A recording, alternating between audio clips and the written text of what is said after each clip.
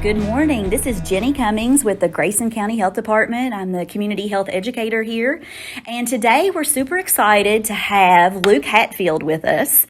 And he is from Twin Lakes Behavioral Health and Wellness. And he's going to be talking to us today about children's mental health. We're going to be talking about all the things as far as kind of what to look for in our kids as far as their mental health, to know maybe they're struggling, resources that are available. And we're just really excited to have you today, Luke. Well, I'm glad to be here. So tell us a little bit about, I say what your role is, but I know you have a big role at Twin Lakes. Okay. What is that?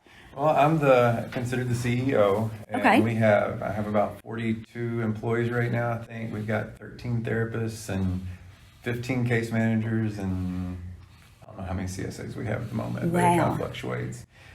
So I kind of manage all that. Predominantly, I work with the therapist and manage, our direct services as far as individual therapy goes. So. Okay, great. So I found on the CDC website, just a statistic, I'm sorry, that's a hard word to say, but that 1 in 5 adults and 1 in 5 kids in the last year have had some sort of seriously debilitating mental illness or issue with their mental health in the last year. And so that really makes me think your business, as far as this, that you offer mental health, that has had to have exploded in the last few years. Yeah, well, so I keep up with a lot of nationwide private practices, Yeah. and there's a waiting list everywhere. Yeah. And I read a statistic probably about 6 months ago that since COVID started, there's been an 80% increase in suicidal presentations to ERs. Oh, wow. Kentucky, I don't think is quite there yet. I think it's coming. I think that there will be I think we'll start seeing the mental health aspects of COVID over the next 6 months. Oh, okay. And you bring up a really interesting topic as far as when you look at your practice and the people that you're seeing and the clients that you serve. When you look at that pre-COVID versus now, what trends are you seeing? What are you seeing more of? Talk to us a little bit about that and why you think COVID has had such an impact on the mental health, especially with kids. Well, I think we're seeing a lot more of the social issues that, so if you take out, suicidality and the severe depression, that kind of thing, and just look at, the normal presentation, we're seeing a lot of anxiety disorder. We're seeing a lot of withdrawal, depression, people that were dealing with depression, just, and handling it and maintaining, for some of those people, it's increased that severity to a point where they're, far more withdrawn. And it's interesting, the people that were, severely mentally ill prior to COVID haven't experienced a huge increase in symptoms because they were already withdrawn. They were already, spending a lot of time at their house. They weren't getting out. Interesting. So the lockdown didn't necessarily affect people. And, I've heard multiple times that, I was locked down prior to COVID. Right. It didn't really change anything. Yeah, so it didn't change anything for Yeah. me. But the people that were in that mid-range of depression that were, getting out and doing things some, and, they're pushing themselves to, to be socially active and that kind of thing. Those people and those kids that were, forced through school to be social and that kind of thing, to get out of their comfort zone, those people are the ones that are having the problems that we've seen an increase in severity there. Okay. I always talk about mental health, and I'm a huge mental health advocate, but I always talk about how dealing with your mental health is like equipping yourself with tools for your toolbox, your Yes. mental health toolbox.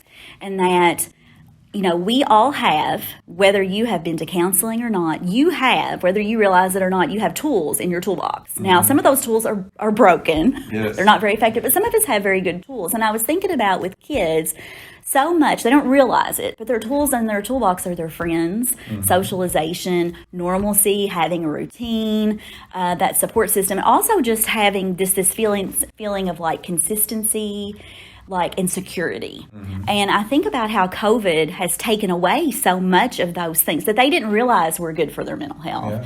But then once those are stripped away, we see our kids are really struggling. If you're a parent out there and you have, whether that's an elementary age child or you have a teenager, what are some things that you can look for that tell you, my child, I think, is struggling, and this is maybe maybe beyond what is just normal for them? Because we have teenagers have angst, they have things going on. But like, what are some signs that you can, as a parent, you would encourage them to be like, okay, you might want to kind of take note of that? Yeah. Well, when you look at teenagers and that angst, you see that anger is one of the easiest emotions to feel. So, if you start seeing your kid, even your younger, elementary age kid, if you're seeing that impulsive anger, that frustration that's just, right there on the surface, that's always a big red flag. But also that withdrawal, if they're withdrawing more so than normal, and you say, well, teenagers are always withdrawn. But typically there's a withdrawal with a resurfacing. They come out, they eat, they cut up. If they're coming out and they're looking at the ground the whole time, or you have to coax them out of their room, that kind of thing. Those are things that you want to look for, and you couple that with anger or that lack of socialization. Maybe they're not seeing their friends, elementary school age. If they may be going to school, if they are going to school, and then if they're not, then they're not seeing anyone all day, right. And tend to. A lot of parents think that, well, as long as they're not bugging me, they're pretty happy and content. Yeah. And in reality, that's not true. If a kid can be completely miserable playing a video game all day, literally all day. And so that's not necessarily a true statement that if a kid's not bugging me, he's okay. So you really just want to look for that impulsive anger, that withdrawal that's maybe a little bit more than normal, not eating, sleep issues, nightmares, that kind of thing. Okay. And then physiologically, you can look for, are they picking their fingernails, biting their fingernails, scratching themselves, or those kind of tick behaviors, where like nervous behaviors. Yeah, those nervous behaviors that are kind of easy to see. Those are some of the first red flags that you want to look for. What do you think is a good way to even start that conversation with your child? Like, hey, I've noticed that you seem a little different, and I know this is a really hard time. Like, what's a good way to for parents to kind of approach especially if they're not comfortable normally talking about mental health? Like, what would be some suggestions you have to?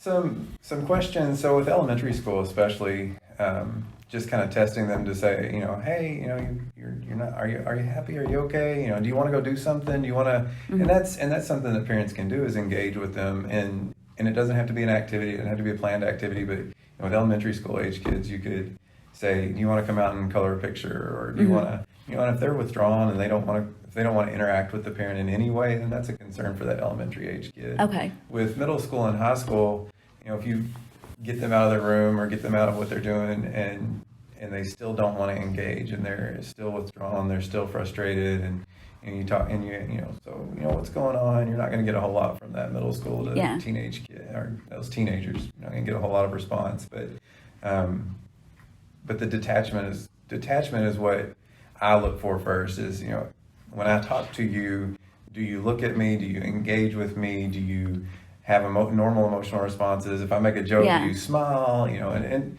I've got 2 teenage boys at home, and you really have to look for that smile. And it might be like a little smirk or a reaction, but I know. Kind of. So when you go to the doctor and they hit your knee and you have that, you have that knee-jerk response, there should be some of that. Even if the kid doesn't want to, and a lot of times teenagers don't want the parent to feel like they're funny, or that was a thing. But there should be you should be able to see that little bit of response, that natural, oh, that was funny, or I can be happy. Yeah, so. And Luke, I think you make such a great point, because I have a teenage son as well. We have to be pursuing that relationship, because they're bent to maybe withdraw a little bit and pull away, but we've just got to actively kind of pursue them and talk to them and start those conversations. Sometimes I think it's easy as a parent to think, well, my child doesn't want to talk to me, so I'm not going to. Yeah. But, you just have to, it's not time to give up. We're not, maybe we feel like we're in the home stretch, but we've still got to be intentional about it. And there's so many things, there's so many distractions now. So, we have to be intentional with our relationship with our spouses. We have to be intentional with pretty much every relationship because we have so many distractions right now. We have phones, we have, there's always stimulus. Yes. And a teenager, they don't necessarily have that drive to get out of that stimulus or to, Yes. to break away from that. I'm entertaining myself. Right. I'm Well, watching unlimited videos. yeah, and I think that's interesting too, because one of the things I feel like, and I'm as guilty of this as anybody, is we kind of numb out. Mm-hmm. And we see our kids doing that too, whether it's your phone or a video game or Netflix or whatever, we have this tendency to, like, we've got stuff going on in our mind that we need to deal with, but instead I can pick up my phone and I can numb out. Mm-hmm. And I don't want to say those things are bad, but like I think sometimes that really hinders us in dealing with what we're really dealing with because we're just numbing out all the time. Yeah, and so and when we do that, when we all do that, we all numb out and watch TV. So our brains are still they're still classifying all of that information. Yeah. So our body is feeling like we're like zoned out but our brain's still moving and still processing, still figuring things out, trying to figure out why this is happening. So our brain is still getting that stimulus and still kind of getting tired. So that in turn, that makes our brain more tired the next day. And and it's a vicious cycle. It is. It is of wearing our intelligence out. Oh yeah.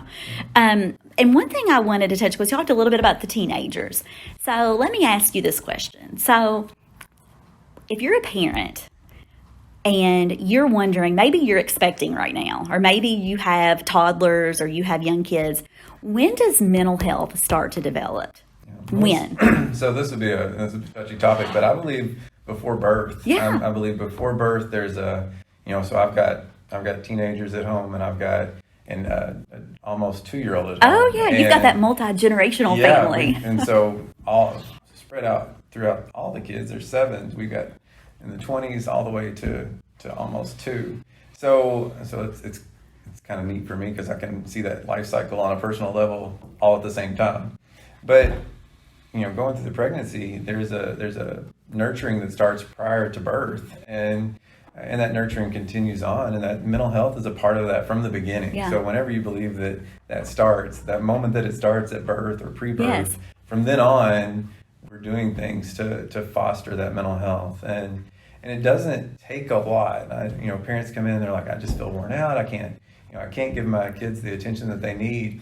But it's been proven that if you have eye-level communication or interaction for just 15 minutes a day, that it can completely alter the way that kid is functioning and how buggy they are for you to get your attention. But it only takes that 15 minutes. So that's the first step with parents of, especially elementary age kids, is get 15 minutes where you don't have your phone, you don't have the news on, you don't have the radio on, and you're on their eye level, and you're communicating with them, whether that's coloring a picture, reading a book, whatever that is. 15 minutes, start there. Yeah. So that's all it takes to begin with. And I think that we get it in our heads that we have to have an activity. We got to take them to do something. We've got to, have this special thing. In reality, it just takes 15 minutes of looking at them and communicating and listening. Yeah, and even we were talking about it before we even recorded the podcast, but we take our 4-week-old baby to the pediatrician, and they do a great job of talking to us about what vaccines our child needs, making sure that they are getting the well care that they need, making sure that all these things are going on physically well that need to be going on with our child. But, bonding and attachment, it is so important foundationally to who a child will become. And you think, well, that sounds really complicated. Just like you talked about prenatally even. Bonding can just be talking to your baby prenatally, bonding with your baby. But also after your baby gets here, even just, it's as simple as your baby learning that when I have a need, mom, dad, a caregiver meets that need, that forms that feeling of security where they can foundationally have that self-esteem later in life. They know that they're taken care of. Yeah. And so it's like you said, it's not rocket science. It's not something complicated. You don't have to have a degree in psychology. It's as simple as just really trying to think of meeting your child's needs, but also something that we try to do. And I have some experience working with the HANDS program. Something that we've always talked about with our families is using feeling words with them. So when your child cries or they're upset, saying, put the feeling into words. Yeah. You're really mad right now. I know that's really frustrating. And so they build that feeling word vocabulary.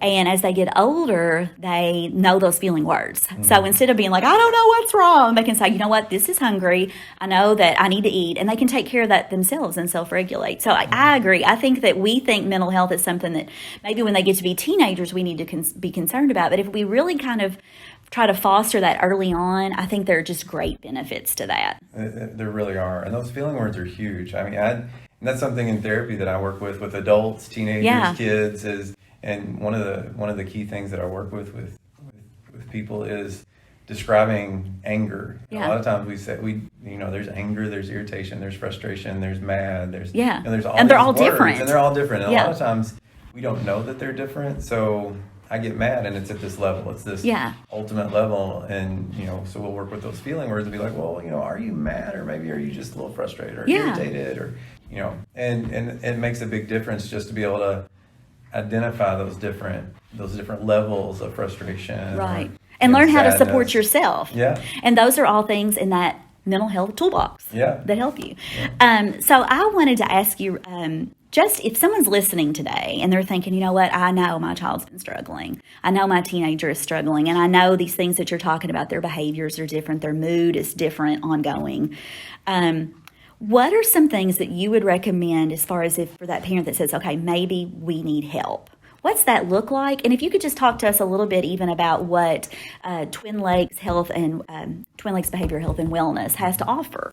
Well, so there's this stigma associated with mental health, and there's also this idea that you have to wait till it gets severe to seek help, and that's probably the biggest problem with mental health treatment is that we don't get it when we need it. We get it when we have to have it. And so when I graduated school, I thought I was going to do fine tuning of people's lives. And I've worked at practices where I did that. I worked at a practice that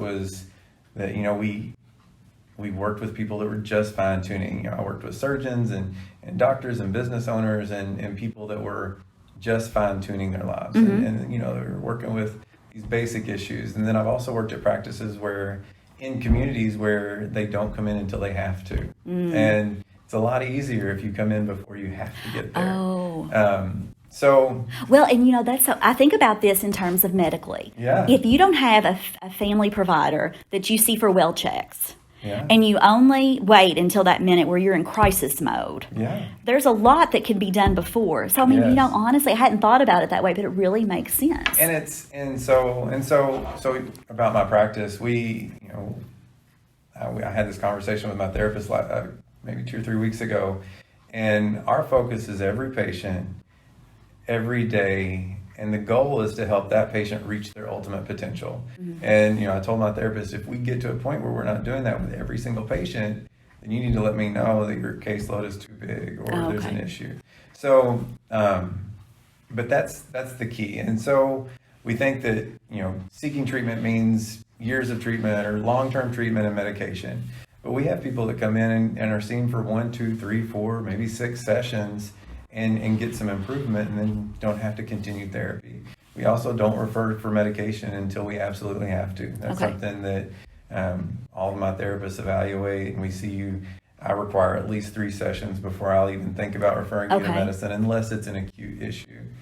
So we're not, I have 2 med providers that work for me, but that's, that's if we have to. Yeah, and I think you just talked about a major misconception that people have too. Because I think when they reach out sometimes for mental health, whether it's early on or when they're kind of in crisis mode, there's some mentality that, it's just going to be where they think I need medicine. And not that medicine is a bad thing, and it certainly can be utilized, and it's part of a lot of people's mental health strategy. Yes. But I love it that you say, we want to try to help as much as we can with therapy and before we even do that. Yeah. And so it's easier to work on your mental health prior to medications.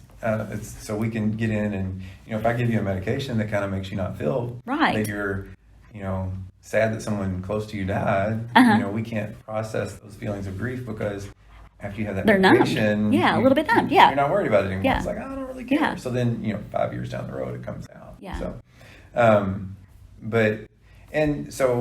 so every patient that I've ever seen, I started with, an outline of what therapy looks like. And I always tell people that, typically it's going to be around 8 sessions. We do 4 weekly sessions, 2 every other week sessions, and then 2 monthly sessions. Okay. So that's kind of an outline for the average. Okay. And, I've got people that I've been seeing for, a decade. Mm-hmm. And I've got people that only came in I've had people that came in, I had a guy come in for 1 session. We processed one of the issues that he was experiencing, and he never had that issue again. Oh, wow. We dealt with that in 1 So session. it's as different as people are. Yeah, and I've seen him. I've come into contact with him later on, years later, and he's like, yeah, that 1 session was all it took. Yeah. And sometimes people will come back for that refresher session. Yeah. Or, I'll come in for 3, and then, Yeah. 3 or 4 years down the road, I'll come in for another 3. And so it doesn't have to be this episode of treatment. It doesn't have to be this big, bad thing that,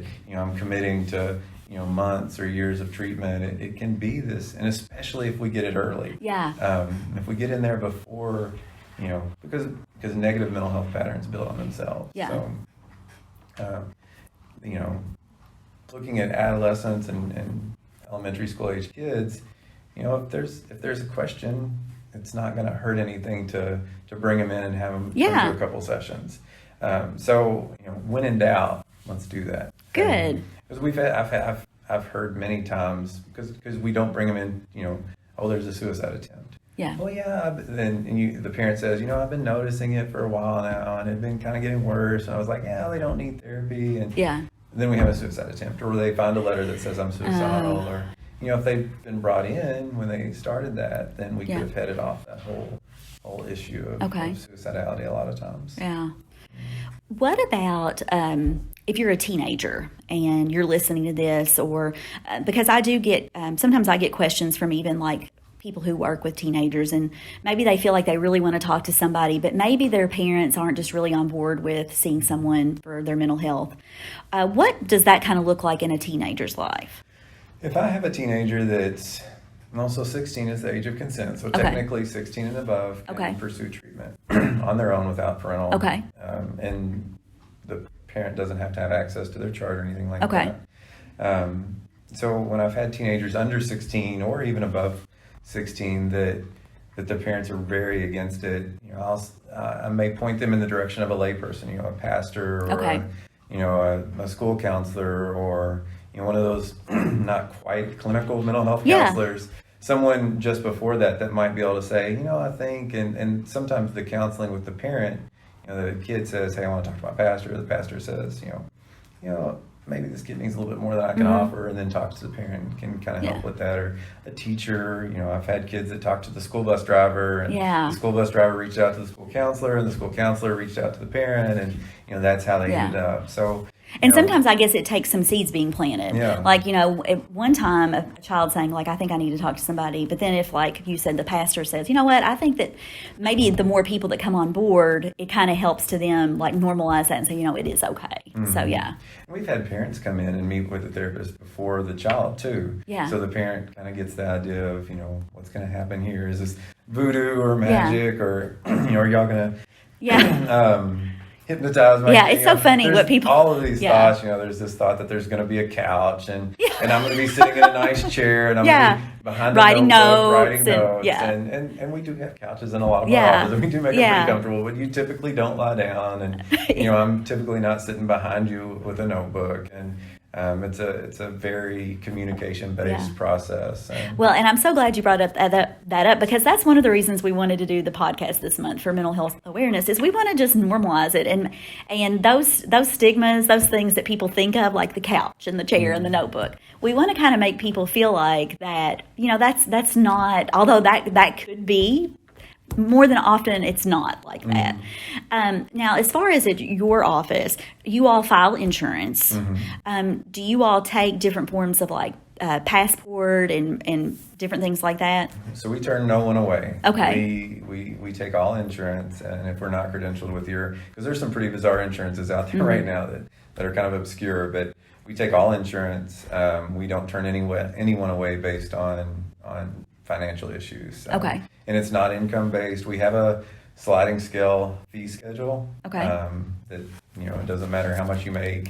It's going to tell you kind of what your payment Okay. is. And if you can't make the payment that the sliding fee scale tells you to make, we still don't turn you away. We last year we gave away about $168,000 worth of therapy. Wow. So that's a key component to my belief system and why I started my practice. I wanted to give mental health services and make them accessible at a quality that is available to anyone. So I actually have a nonprofit that also works on that. And at some point, hopefully, will be a nationwide program that allows anyone to get quality services without regard to payment. Yeah. So if you're listening to this right now, know that your lack of insurance or lack of funds should not be a barrier to you seeking the help that you need or your child needs. And we have case managers that if you do qualify for Medicaid, which everyone in Kentucky qualifies for Medicaid because we have presumptive eligibility right now with COVID. So in reality, so our case managers will help you get insurance. If you do qualify, they'll know it, and they can help you get insurance. Okay. And they're good at it. Well, good. What they do, so they can usually get you insurance and help you go through that process or navigate that process. Good. Listen, it's been so good to have you here today. Like, I have learned so much, and I think this is just a really valuable podcast as far as just for parents and learning how to navigate mental health with their kids. And so I'm so glad that you agreed to come in and talk to us today. Thanks for having me. Could you tell us your telephone number for your business, just so our people listening have that? It's 270-230-1777. All right. Well, thank you so much for being here, and thank you guys for listening out there. And we will be seeing you later this month as we have another podcast. It's going to be talking about suicide prevention, things to watch for, things to look for, and ways to help those who are maybe struggling with that.